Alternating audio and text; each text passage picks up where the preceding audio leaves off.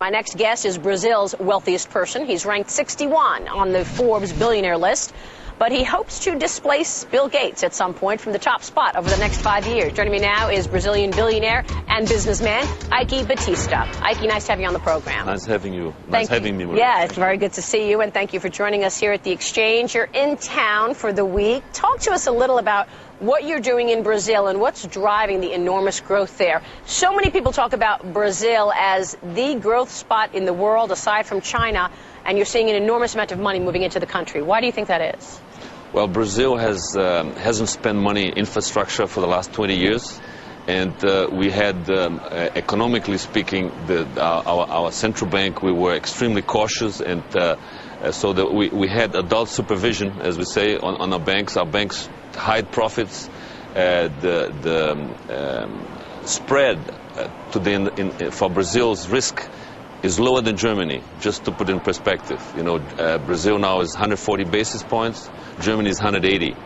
And so we have built four companies to participate in this mega boom that China is really driving in infrastructure in Brazil, and that you need to basically take out a massive amount of commodities. Yeah, and I want to ask you about that, because really China is driving so much of the activity in Brazil, in Africa, and a number of other resource-rich areas. But you're an international investor. You've made much of your fortune in iron ore, gold, and oil. Of course, oil now is a major one. Where do you see growth in terms of investing around the world? For example, as a businessman like yourself, do you worry about what's going on in Europe? Are you worried about Greece and Germany having to become the backstop and how that may ripple across the Eurozone?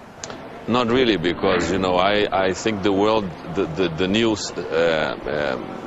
forces will be really as consumer markets, China, India, and Brazil. We have pent-up demand.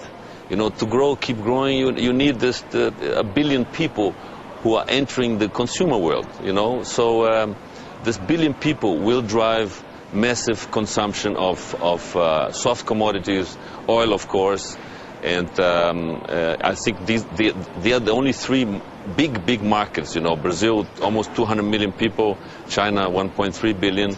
And I see clearly that a billion people are coming into becoming sort of middle class.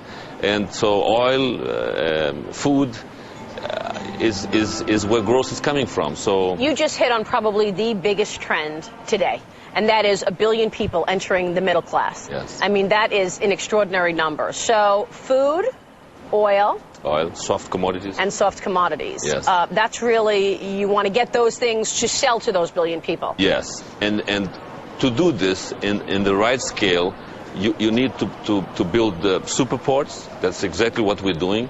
You know, China has created even a special sized ships, the China Maxes. Used to be Panamax and across the canal. Yeah. Now the China Maxes are 400,000-ton ships. Just to be equal and equivalent, rather, to the super port that you're building. Yes, exactly. So we are implementing in Brazil super infrastructure to receive the jumbos of the seas, you know, the big ships, to make it the distance, a long distance, an economic distance. So because you make more money if you ship them in bigger vessels. And so China will be buying, you know, just 60% probably of China's consumption by the year 2000 will have to come from abroad for oil. Yeah. So, you know, and you've seen the numbers. I think I've seen today in the news they doubled the sales of cars. And, you know, it's become the largest. I mean, the numbers are mind-boggling, 1.3 billion. Of course, they're going to be buying cars. They're going to be buying everything. It's not only mind-boggling, they're executing on it, which is then something that I've been traveling for the last 3 years to China, and they have the execution capabilities. They're forming millions of PhDs, engineers, and so they're executing on this massive infrastructure growth, for which you need mega volumes of iron ore, and obviously you have to feed all these people. I was in China with President Lula 6 months ago. I was sitting with the Minister of Agriculture, and he told me that they want, in the next 7 years, basically double the protein input for the Chinese. So where's it going to come from, you know? How has this China impact changed life in Brazil, in your opinion? I mean, have you seen the impact on the ground with the people that China has been buying up so much in terms of these commodities? Iron ore? Yeah, and iron ore? Yes, well, basically, I mean, we're building out our massive infrastructure. The largest part of it is to attend China and India, who are the big consumers. Though Brazil has products that we are the cheapest producers in the world today of soya, for instance. So we are competitive with the U.S., and obviously we still have the U.S. as a market and Europe as a market for products that Brazil is the cheapest in the world. So that will continue. These markets will continue, but the big growth will come from these new markets. Let's talk about the new markets, and in particular the demand. What changes this story? You've got oil today, it's $73.70 a barrel on crude oil. Natural gas has also been moving. A lot of people talking about the growth of the emerging markets. You mentioned Brazil, India, and China. It's interesting you didn't put Russia in there. We use the term the BRIC nations, but it sounds like it's more BIC nations. Yes. Why not Russia, first of all? Yeah, Russia, I mean, I tried... The rule of law? Rule of law. Yeah.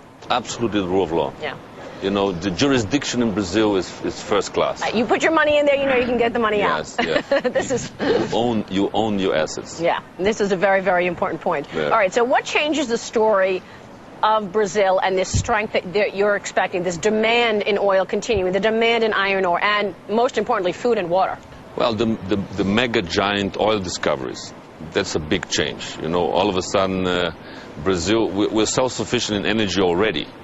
Brazil is the only country in the world that has implemented an ethanol plan for the country. You know, you can tank ethanol basically in all fuel stations around the country. And now these mega giant oil fields, the pre-salt and shallow waters. Our company, OGX, we found mega giant fields. Mega giant meaning billion-barrel oil fields in shallow waters. How much do you believe your company can recover? OGX is a 10-year growth story based on the mega discoveries we made already. So we'll be gearing up from 20,000 barrels a day to 1.4 million barrels a day. So if you put it in perspective in world context, 1.4 million in 85 million barrels of oil production today, so almost 2% of world production. This is OGX alone. That's an enormous business opportunity, obviously. It's an enormous business. Just to give an idea of numbers, Brazil will deploy almost $1 trillion in the oil industry till 2020. Those are big numbers, and oil changes the economies of countries. And is China the big game here, or is it also India? Is it also other areas of big demand? Well, what's happening in the world oil fields, you know, you lose approximately 6% of the oil production a year in existing fields. So this has to be replaced. Where's replacement coming from? Brazil will be a country that will help, you know, because combined, we're producing 1.4. Petrobras probably another 4.5. So Brazil will be producing 6 million barrels a day by 2020. It's a big number. Which is why you're seeing the relationship strengthen between Brazil and China. Yes. Obviously. Now, do you worry that China is, people should be afraid that it's getting as big as, I mean, obviously Brazil and China are partners here, but some people are looking at friction between China and the U.S. Yes, I think, you know, the countries are becoming more protectionist, you know.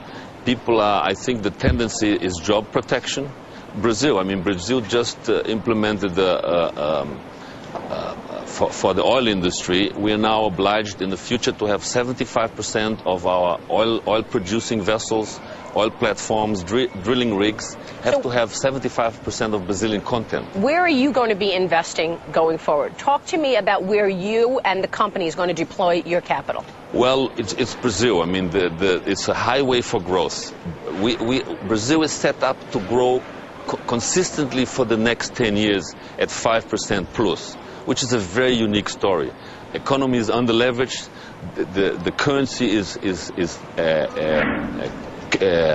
commodity-backed. As I said, massive oil reserves. And we have trade surpluses and current account surpluses. So fiscally, it's one of the best-run economies in the world. Why do you think the market has been under pressure this year versus a blowout 2009, no doubt about it? Well, but you've got the currency under pressure, you've got Brazilian stocks under pressure in 2010.